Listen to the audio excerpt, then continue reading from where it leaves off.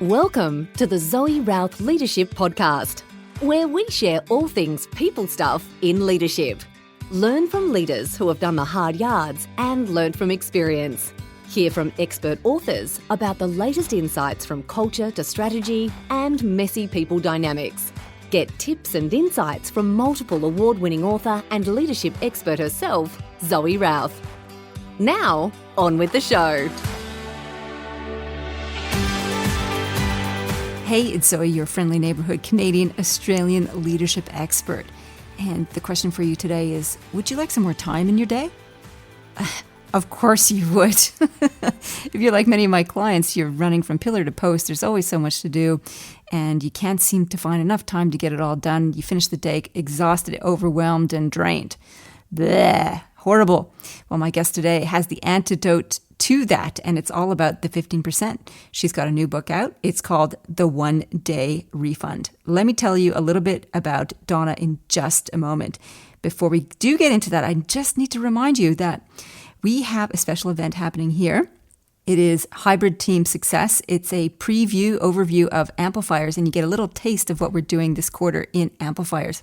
There's an online session as well as a live face-to-face version in Canberra here. So go to my website, zoerouth.com, click on programs, click on events, and you'll be able to see that event there. It's all free, so hop on board and check us out and join us.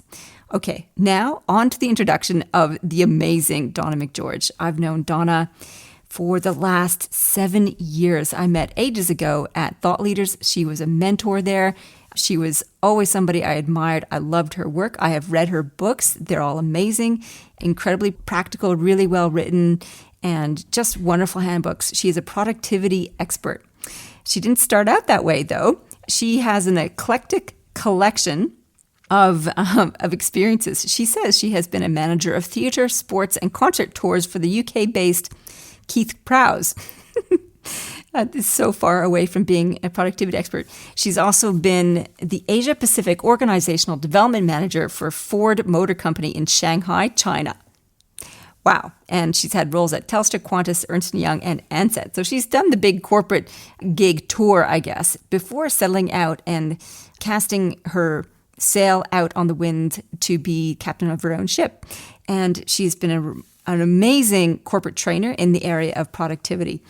And she's going to share with us today some of her insights from her latest book, The One Day Refund. It's all about surge capacity and how we can create a little bit of buffer and time in our day so that we can have more space and time to do things like thinking, recovering, and just being present and enjoying.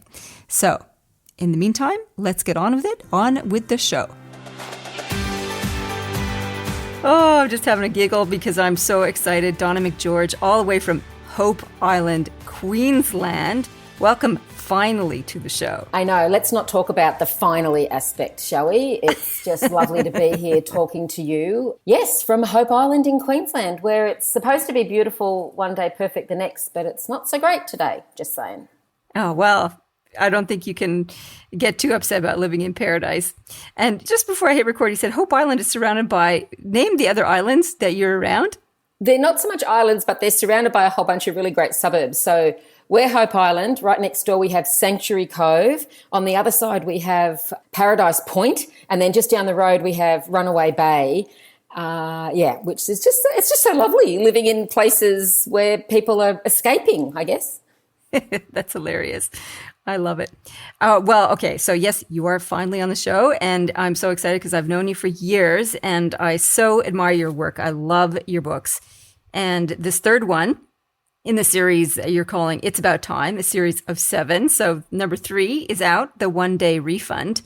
And it is just as magnificent as the previous 2 that I thoroughly enjoyed, which are the 25-minute meeting and the first 2 hours. Great productivity books. So One Day Refund. Like, I saw that title, I'm like, what's going on here? What does that actually mean? So a one day refund, well, I don't want to kind of sound too, cute about it, but it kind of means whatever you need it to be. So it's exactly that. Somehow we end up with a one day back in our week that we might not have normally had. And so it really started, the book's working title was called The 15% Refund. I liked it. but I couldn't convince my publisher or my editor that it was any good. So we started playing around with what does the 15% rule mean? And it kind of comes from the idea that we should be shaving about 15% off our days, or protecting 15% of our days as a buffer, rather than this idea that we have to be 100% on 100% of the time. So how do we create some space that gives us the opportunity to either have adaptive capacity so we can respond positively to change, or that we get to just breathe and think. And given a lot of us are knowledge workers, we're hired for our smarts, it's important that we have the space to think. And so when we kind of played around with it, we worked out that 15% of 7 days is 1 day. And so if we took back one whole day, or tried to recover the equivalent really of 1 day worth of time in your week, just to create a buffer so you're not kind of running and playing catch-ups the whole time. I love that. So what is 15% in 1 day? Like, so if you're looking at your time across 1 day, how many hours is that? It's about 1.2, if I'm going to be precise. And it's interesting because a lot of people say, oh, cool, I'll just, have a lunch break. And I'm like, no. It's in addition to your lunch break. Everyone's allowed to have a lunch break. And this is protecting the time that's a bit like, I don't know whether this ever happens to you or any of your listeners, where someone cancels a meeting at the last minute. And often we have this feeling of, relief, like we've got this free hour or something in our day that we can now choose to do whatever we want with that. And so the idea is that rather than be at the mercy of someone cancelling a meeting, why not just protect some time that is your time to do whatever you want to do in that. And so just in case there's any, bosses listening, I'm not encouraging people just to goof off in that time. It's just more about, what would you do if you had a meeting cancel? What would you spend that time on? And I suspect you'd play catch-ups or, get a head start on some stuff. And that's kind of what I'm proposing. So why not protect 1.2 hours in your day, flat out, just to give yourself a buffer in your day or in your week? I like that idea of looking forward to canceled meeting time. If you schedule it in, hopefully you can recreate the excitement of getting to it, going, ooh, it's canceled meeting time. I'm not sure if you can, because there's nothing quite like when someone says to you, hey, sorry, we need to postpone, and you just go, yes, because there's no time for anyone else to rebook something in. But what is happening with a couple of my clients is they don't quite have the woohoo kind of feeling, but they are just so grateful. And it's one of those weird experiences where your future self will thank you. And what I mean by that is your current self is so grateful to your past self for protecting the time. And so there's often maybe not the same woohoo feeling, but certainly a feeling of just relief and freedom that you've got a whole hour and a bit in your diary to do whatever you want with. Okay, I like that. Thank you to past self for making smart decisions. That's it. Yeah. Awesome. Now, Donna, how the hell did you get into this work? Because, you're a prolific writer. We talked about the 3 books, but there's 7 other books that you've got out there as well. You're an amazing facilitator and trainer. How did you get started in this work? Look, I reckon it's probably because I was raised in a family. My dad was in the Navy, so a military-style family. So punctuality was never something that was ever even an option. We didn't even know it was a thing. And my dad, being in the Navy, his joke in our family always was, you can never be late, otherwise it's a really long swim home, if you miss the boat. And so we moved around a lot because we were in the Navy. I went to 9 schools in 9 years. So I had to hit the ground running pretty quickly as a kid in schools and just kind of get up to speed and get the lay of the land. And I think that gave me a really strong ability to adapt, to build rapport, and also just be organised quickly. And I've just always loved checklists and to-do lists and file of faxes and all the systems that came with that. I'm a notebook hoarder. I just love all that stuff. But being a writer, that kind of came about as a challenge accepted kind of moment where a couple of people who I admire had written books, and it was kind of a FOMO-y thing where I went, how come they have books? And so I just had a crack at it. And it's been at least, I think the first book was released in 2013 or 14. So almost a book a year, just over a book a year. And now I'm hooked. I just love it. Just love writing. So when it comes to productivity, like I'm wondering, was there a before and after Donna? Like before Donna really worked on productivity and then Donna discovering all these amazing techniques and then what life was like afterwards? Or have you slowly just built these processes into your world?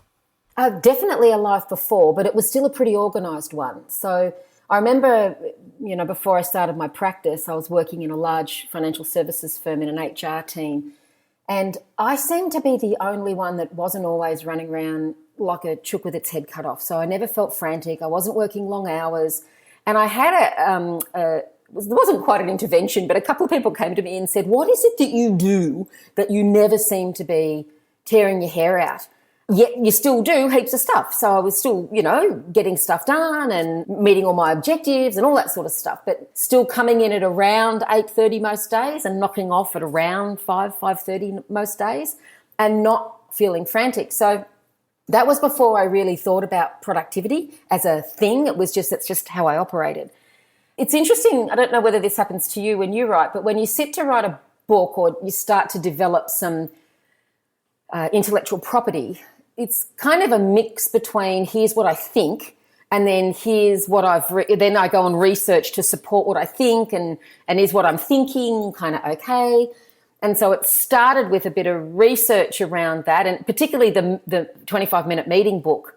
I always ran good, crisp, nice, tight meetings any time I ever had to.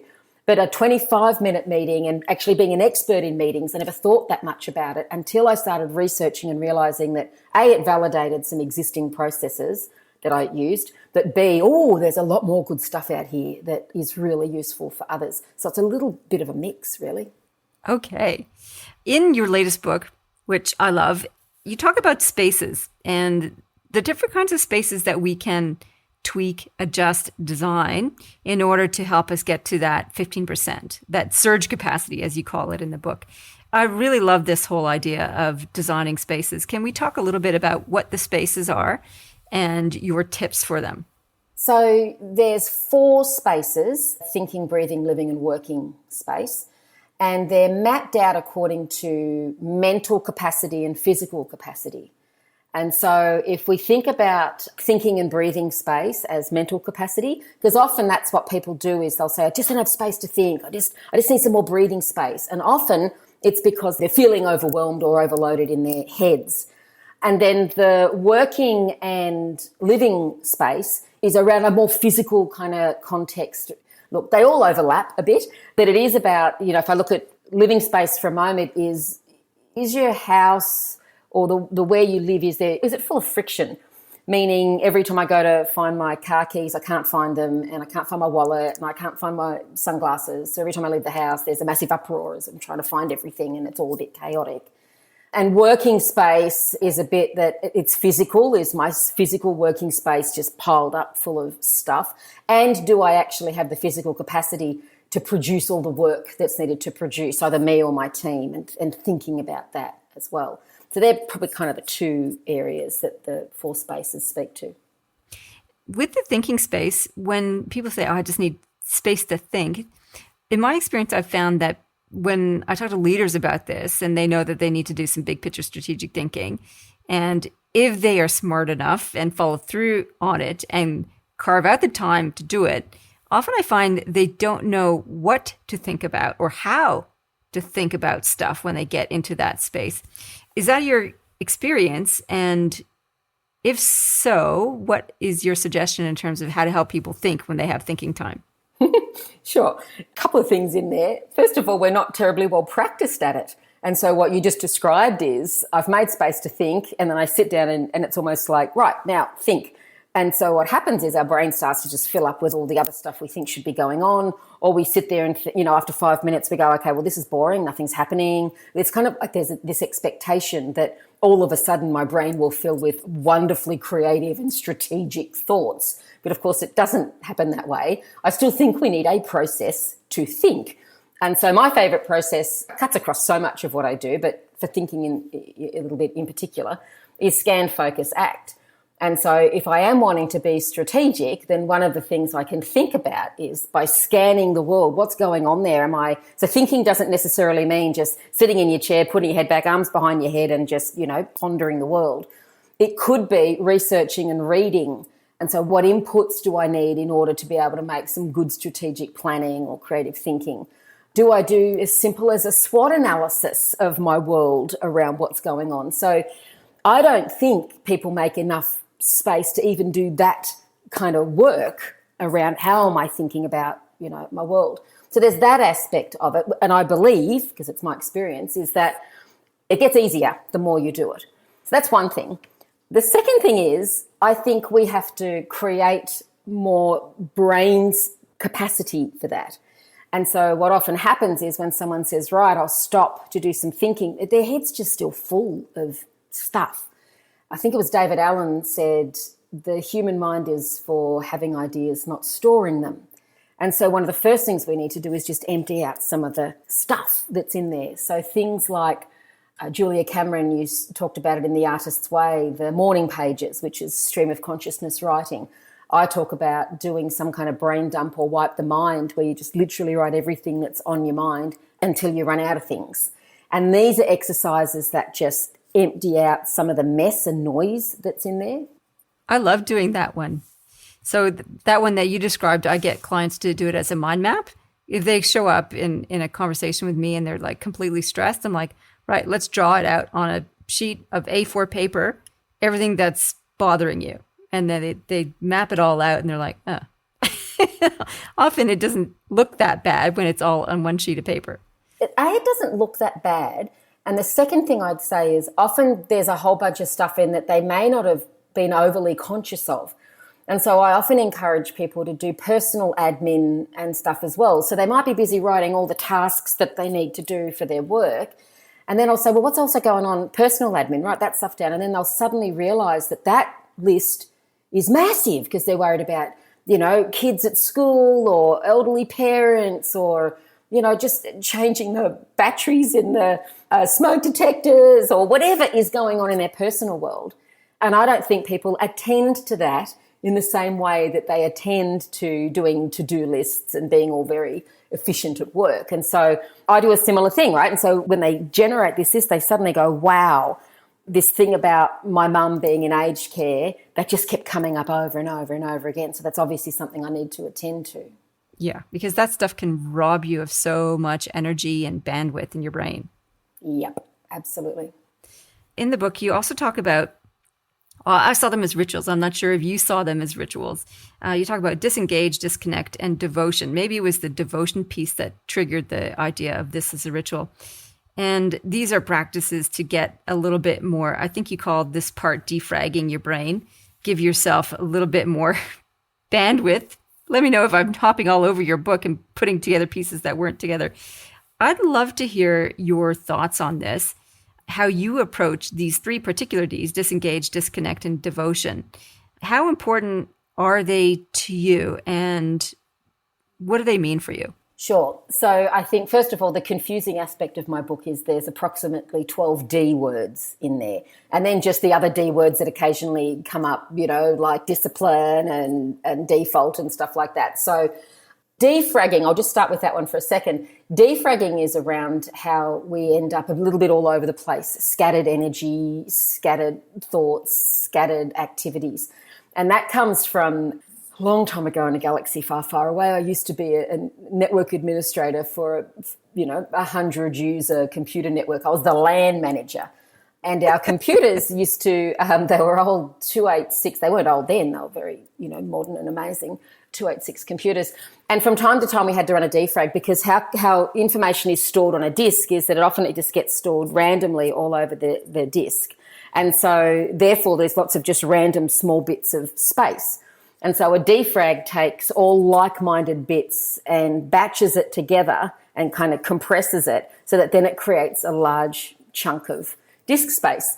And so if you think about even little things like how we do our email, we often just dip in and out of our email every 2 or 3 minutes every day, which means we're fragmenting our day. Whereas if you say, I'll do my email for 10 minutes on the top of the hour every hour, that's then batching that work. So that's kind of what defrag means.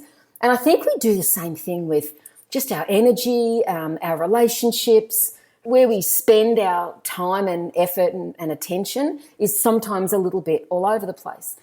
And so I hadn't thought of them as rituals. And it is, in some ways what you're doing is giving me a bit of an homage back to another book that I wrote called Permission Granted, where I talk about rejecting the rules, rituals and routines that hold us back. And maybe you've just brought to the conscious what I had written unconsciously or thought about unconsciously, because that permission granted piece is all around disengaging and disconnecting from the things that don't serve you. And I know it sounds a bit self-centered or selfish to say, not everything is about serving you. And I think sometimes we end up spreading ourselves so thinly across so many things that we don't end up really leaving the time to be able to do our world as well as we'd like or need to. So disengaging is around sometimes friendships that are no longer really what you need them to be. Sometimes, I know, dare I say it, some family members don't always bring out the best in you, and really beginning to consciously manage those relationships and disengage from those people, things and activities that may not be giving you what you need. And that's really hard to do, by the way. Like, there's so much grief that goes on around that, and angst around deliberately moving away from a relationship, a friendship, business association that was rewarding for you at one time. Have you got any advice around that?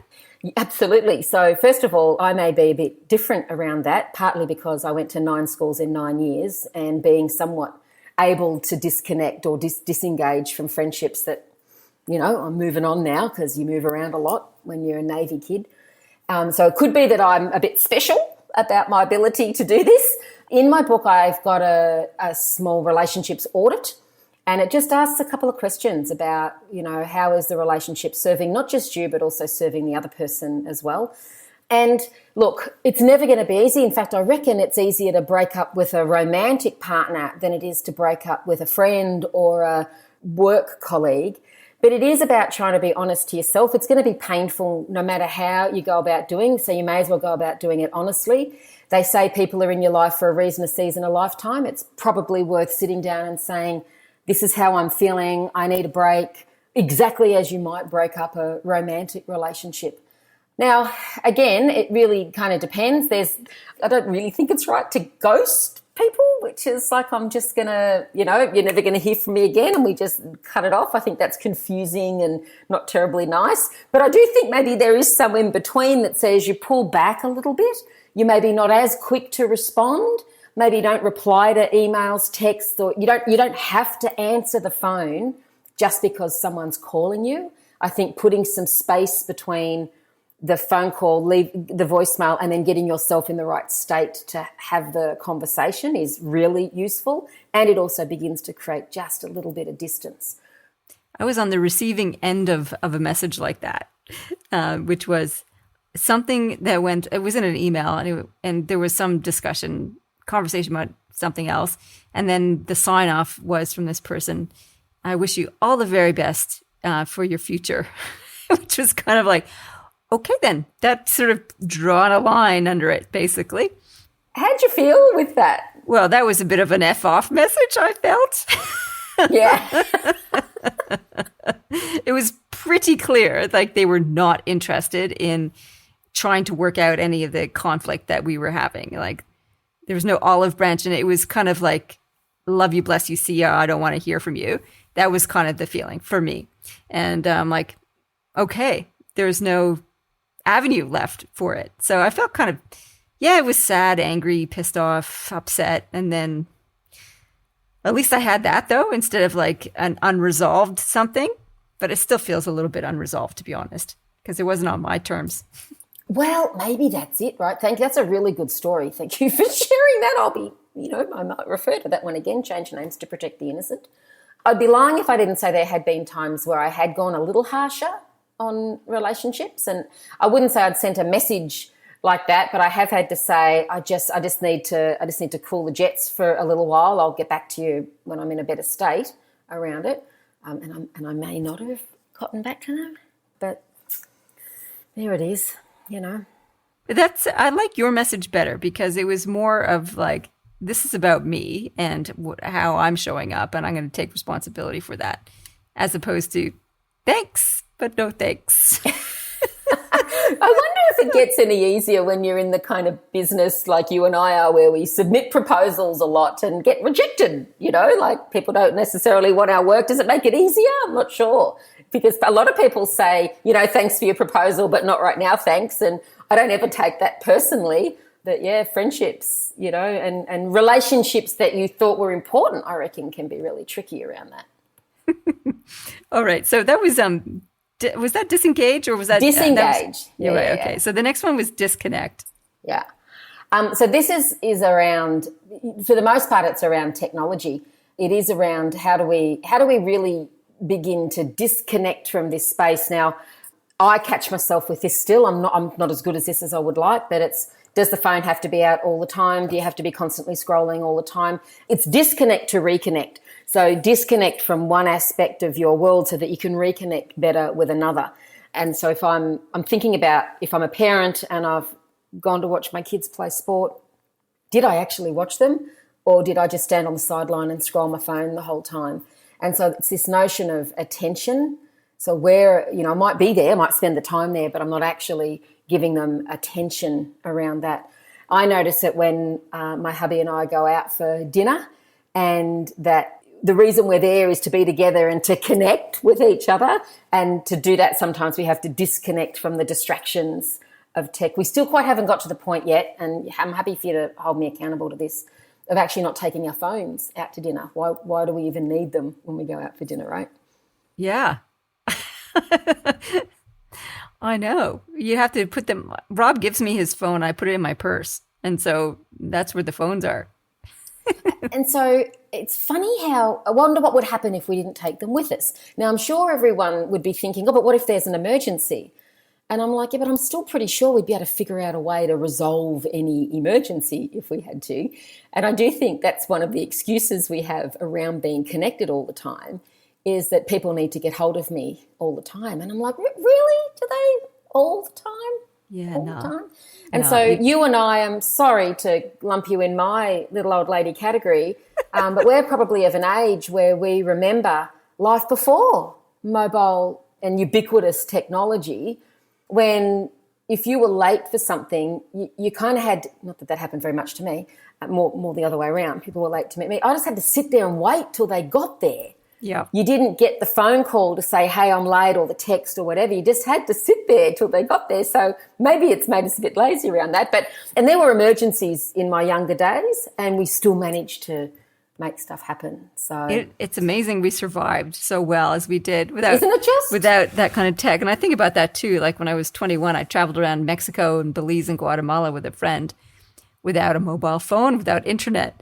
And now I'd be horrified thinking of anybody doing that without that kind of emergency connection piece. But yeah, I think everyone has stories, and you might get comments on this as people share their own backpacking without technology stories. I remember being in London, and you'd have to go and change £10 into coins so that you could then sit there and just put your coins in the machine for 3 seconds to do a quick call home to your folks to let them know you were okay. And, of course, my mum and dad still have hundreds of postcards that I sent from when I was there, because I would send a postcard or a letter or an air letter. Remember air letters? Remember them? Oh, yeah. Yeah, remember we used to do that. That's how we stayed in touch back then. That was it. It's nothing like getting a nice handwritten air letter. I know. In that paper, that really flimsy paper, and you'd write so small to get so much on it. Okay, now we're getting to old lady reminiscing. I know, sorry. Let's stop that. The last one is devotion.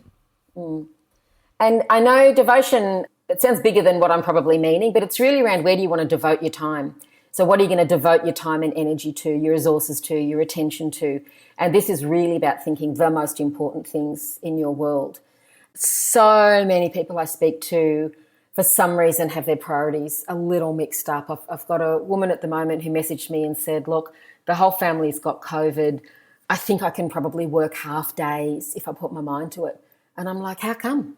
Why do you feel like you have to work half days? Your whole family's got COVID. You're going to be pulling double duty because you've got to be good and look like you've got to look after yourself and look after everyone else. Why wouldn't you just take the week off? Oh, but, work and things are busy. We do this. We do sometimes devote or put our attention on things that I think we kind of get a bit caught up in the moment where no one on their deathbed at 80 says, gee, I wish I'd sent more emails. Gee, I wish I'd gone to work that week that I was crook. And so it's really important to figure out your most important bits and where do you want to devote your time, effort and attention. I think this is a really important issue because I've been thinking a lot about this as I listen to different leaders and why it is they don't book in leave. And so they have these massive leave balances racked up. Why is it that they feel like they have to work on the weekend or they have to work while they're sick? And I hear them saying like they're worried about their work, that somebody else will do it badly or their work will fall on a heap or they're going to miss something, like some terrible tragedy is going to unfold at work. What do you see is preventing people from embracing this whole idea of the 15% buffer and to doing things like disengage, disconnect, and being deliberate in your devotion? I reckon part of it's happening, people are calling it the Great Resignation or the Great Reset or the Great whatever. So I do think people are seeing the last couple of years has reset some things for some people, where they're seeing that, first of all, it is possible to have more flexible working conditions, whereas I may have been too scared to ask about working from home before, even though I really needed it because I had kids I've got to wrangle and stuff like that. So now that part's been taken away. And I'm wondering if it's generational. I don't want to generalise too much, but there is some generational stuff. I look at my daughter and my nieces and nephews who are kind of 30 and younger, who have a very different approach to their well-being, and that their well-being is important, not more important than their job, because they're doing their jobs and they're doing great, but just that they pay closer attention to that than I think that certainly I'm a Gen X borderline baby boomer. I did put work first. My identity was very attached to my job, the company, the role, all of that stuff. And you always led with that, right? You introduced yourself with who you are, what you do, who you work for, what your role is, how bloody important you are, And so I do think there is a bit of a shift happening with that. I usually try to get people to have a gentle wake-up call. And, the gentle wake-up call is when people say things like, I don't have time to go to the gym, or I don't have time to be at my kids' thing, or I don't have time to look after my health, or I don't have time to take a vacation. And when you just shift the language and say, well, what you're actually saying is you just don't prioritise it. So let me just replay this back to you. You don't prioritise your kids. You don't prioritise your health. You don't prioritise, taking a break. And that's kind of a gentle-ish wake-up call when they feel that mirrored back to them and they're like, oh, kind of, when you say it that way, it sounds a bit off. So, yeah, that's kind of what I think around that so far. I think the other thing, I've been thinking about this too, if I get caught up in that spiral of always have to be working, is not having something else to do. And it comes back to your point around devotion. What do you want to commit your time and energy to? And I think people get so trained into overworking, especially in the early stages of their career, of having to show up and be productive and prove a point and be noticed, all that kind of stuff. They forget that there are other aspects to living.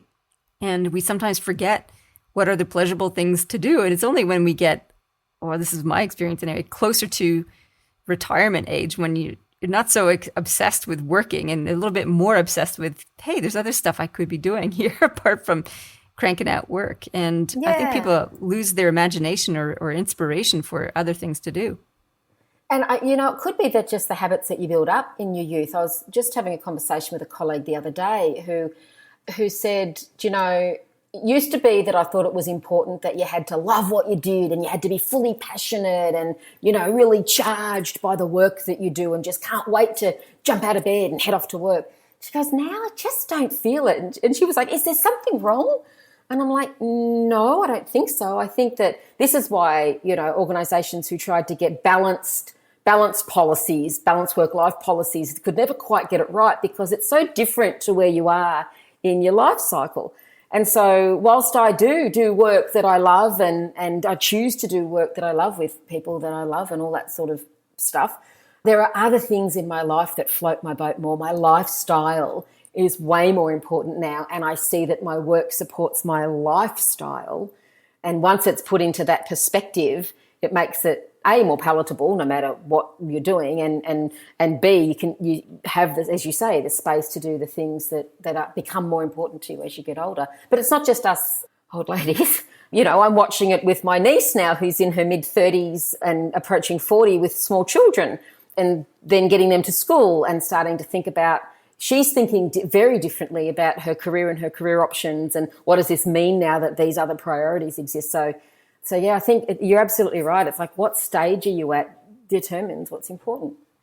Thanks for that, because I hadn't really thought about it as a life stage component, but that makes so much more sense to me, as opposed to people getting too hooked, like drowning in their work and losing perspective.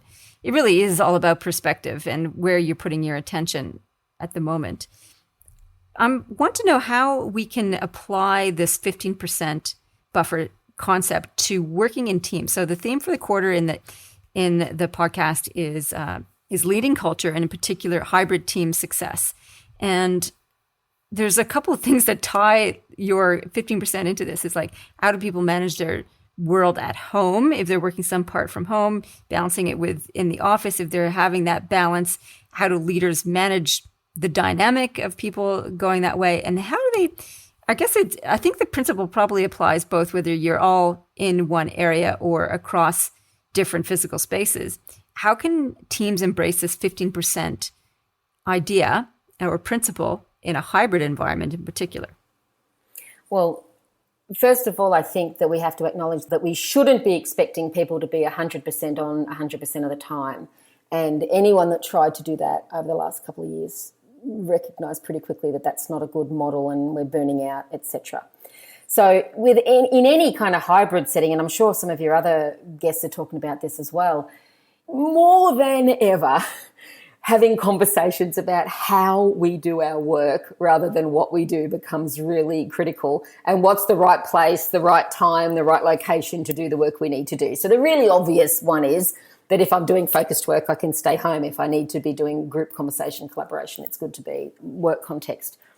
But what I would add to all of those conversations that are having is, where is our adaptive capacity time? Where are we making the time to do the thinking, the buffer that we have, the space that we have as either individuals or a team, just to be sitting in a space where there's no expectation of outcome or result? Except that we're, thinking of being creative and, using some time as a buffer against feeling like we have to be 100% full in our diaries or 100% busy.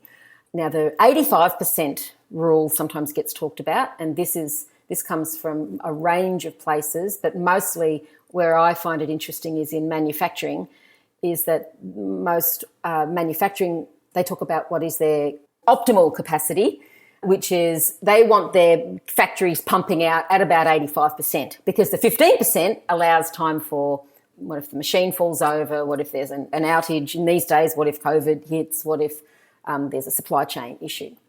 And yet in organisations, we've never really done that with people. We've always just assumed this 100% on 100% of the time. So I'd be saying, what days of the week are we not doing any meetings whatsoever to give people a chance to catch up? What days of the week are we only doing meetings between certain times of day, and what's the specific purpose of those meetings? What times a day or what times a week, for example, are we getting together just to shoot the breeze and let stuff flow, or even problem solve future stuff? What could we be doing now as a team that our future self will thank us for? What could we be thinking about now and solving for now that's not proximate? And I don't think teams do that very much. They're so busy solving for now or for yesterday that they're not even thinking about solving for future. I like that. The other thing that comes to mind for me too is in your meeting agendas, not jamming it minute by minute and having 15% of space in your meeting agenda. Yeah. Well, you and I have probably both seen those meetings where it'll say 2 minutes dedicated to this topic, then Bob's going to come and do 1 minute on this topic. And it's like, whoa, you're going to be running late before the first 5 minutes. So yes, I talk about, again, 25-minute meetings, but I'll always say, if you follow a reasonable structure in your meetings, it should leave a bit of buffer at the end. You should be leaving at least 5 minutes of that time just to do a decent wrap up at the end, if nothing else. But here's the interesting thing. Worst case scenario is you make this time in a meeting, or you make this time in a week, or you block out time in your diary and you don't need it. You know, there is no emergency, there is nothing that needs to be taken care of, there is no problem that needs to be solved, and you kind of do sit there going, you know, twiddling your thumbs, you know, what am I going to do with this time? And that's when I talk about the activity horizon. So a lot of us are so busy playing catch-ups that our horizon's behind us around what we're working on versus working on what's coming up in a week, a month, a quarter. You know, how do we move that activity horizon along? And that's what that space, that 15% buffer really gives you. I feel relieved just thinking about that. Donna, just a couple of last things. So what are your one key tip for listeners? I'm going to give you two questions at once. So it's probably not right interview rules. But anyway, what are your key tip for listeners? And do you have a favorite book or podcast? Okay, key tip for listeners. I think the way you structure your day is absolutely critical, or how you plan your day is critical to your success. And so when I wrote the first 2 hours, that was in response to questions around, I just feel like I'm so busy all day, all the time. I get to the end of the day and I still feel like I haven't achieved anything. So my biggest tip is to protect at least an hour, but preferably 2 hours in the morning before meetings. And then your last, not 2 hours, let's say half an hour to an hour in the evening. And that's the time where you do a whole bunch of things to get you ready for the next day. So future self thanking you. So that's, you know, what could I do right now in this last half an hour to an hour of the day that means my next day is going to start that much better. So that would be my biggest tip, is bookending your day with just some time for you. Yeah, I love that part of the first 2 hours. And I have the little circle thing. I'm not sure if it comes with your book anymore, but definitely that beautiful model about the first 2 hours. And I implement that, and I have the first 2 hours dedicated to the hardest work and always plan out my next day at the end of the day too. So that's a really good one. So favorite book or podcast? Gosh, look, I don't know. That's a bit like saying my favorite record, because it changes all the time. So I'll tell you my current favorite book that I keep telling the whole world about that I love, which is called Think Like a Rocket Scientist by Ozan Varol. And he actually was a rocket scientist. He was part of the Mars rover team that got the Mars rovers happening.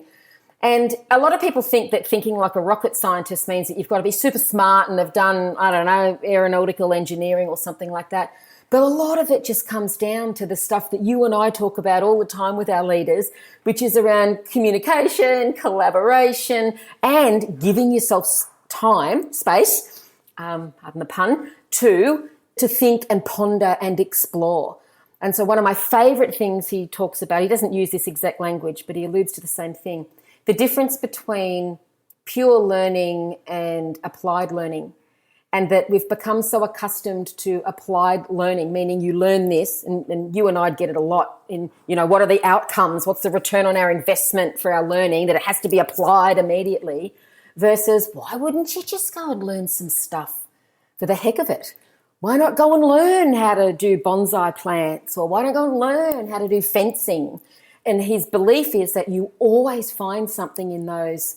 Ultimately, it ends up being applied, but it's the effort in doing the pure learning. And he says he believes that's one of the fundamental aspects of thinking like a rocket scientist, that there's no limits to what you see as an opportunity for learning. I love it. No, I don't think I'll put fencing on my list of things to go and learn. But I get the fencing's principle. All about balance and, you know, and fencing, and like the rhythm. Sport of fencing. I thought you meant Yes, like no, you don't have to put a fence up. You hire a chippy for that one. No, I mean as in, you know, Olympic fencing with swords and stuff, you know. Okay. All right, okay. Change my opinion. I can handle Okay, it. Fencing with a sword. All right, last question. Where can people find out more about you and your work? The easiest one is donnamcgeorge.com. It has links to all the bits that I do, and also access to grab the books. Fabulous. That's wonderful. Donna, this has been such a pleasure. Thank you so much for sharing your wisdom and insight and your fabulous tips. And I love all your books, and I hope people go and grab them and soak them up as I did. Thank you so much for having me. It was great fun. I just love talking with Donna. She is such a wealth of information. I just love talking to someone who's so organized. It gives me hope, and it gives me focus also to get my world straightened out. It's pretty straight already, but she obsesses with that stuff. So that's really cool to talk to somebody who is excited about organizing as I am, and then does it even way better. The key takeaways for me, I think, are this whole idea about 15% and creating surge capacity. I love the idea of having these rituals, these sacred rituals around disengage, disconnect, and devotion, and being really intentional and deliberate about that, because I think we can know it in theory, but until we actually put it into practice, we don't get on with it.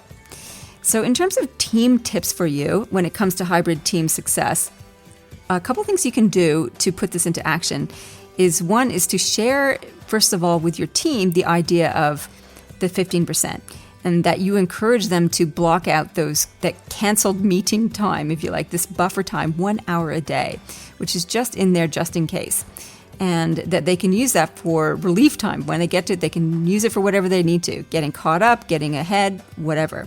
So that's the first team tip for you, is to share that concept with them and encourage them to do it, and also do it yourself. And the other thing, the other tip is what Donna shared from her previous book, one of her previous books, the first 2 hours, which is to block out the first 2 hours on the heavy, most important work, and to save an hour at the end of the day, half an hour to an hour at the end of the day, to get organized for the following day. Wonderful, wonderful tip for you personally.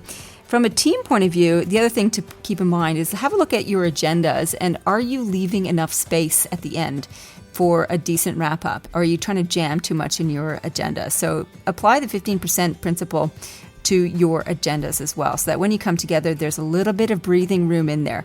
And I make note of this for myself, because I can often overscript my webinars and overscript my training sessions. And it's good to leave some breathing room in there to allow for the unexpected and what needs to happen to unfold. I think I said that really well. All right. Well, this show is brought to you by Amplifiers. It's our advanced leadership training program for CEOs, managing directors, and senior executives. And if that's you and you want a community of like-minded leaders who are big thinkers with big hearts who want to make a big difference, then this is for you. We spend a year together, and many of them renew for year after year. So I've got people in the program for a couple of years now. And the idea is that we build on the 4 key leadership skills: lead change, lead culture, lead strategy, lead performance. There's new content every quarter, and it's about building and extending those particular skills in the company of other awesome people. And we've got room for you wherever you are on the planet, because we have a virtual group, and we do have live gatherings here in Canberra. We're hoping to add new live gatherings in other cities, but you know what? The pandemic is still raging as we go through this. But in the meantime, please feel free to check us out. We are at zoerouth.com. Click on programs, click on amplifiers, shoot me an email, reach out. That would be terrific. If you like the show, you know what? Just put some good karma coins in the bank and rate or review the show. It really does help us get some visibility. It only takes a moment, and oh my goodness, it is so appreciated. It helps get the show in front of other people who can benefit from amazing interviews like this one with Donna. All right, in the meantime, live well, lead well. You've been listening to the Zoe Routh Leadership Podcast with leadership expert Zoe Routh. For more about people stuff and to contact Zoe, go to zoerouth.com.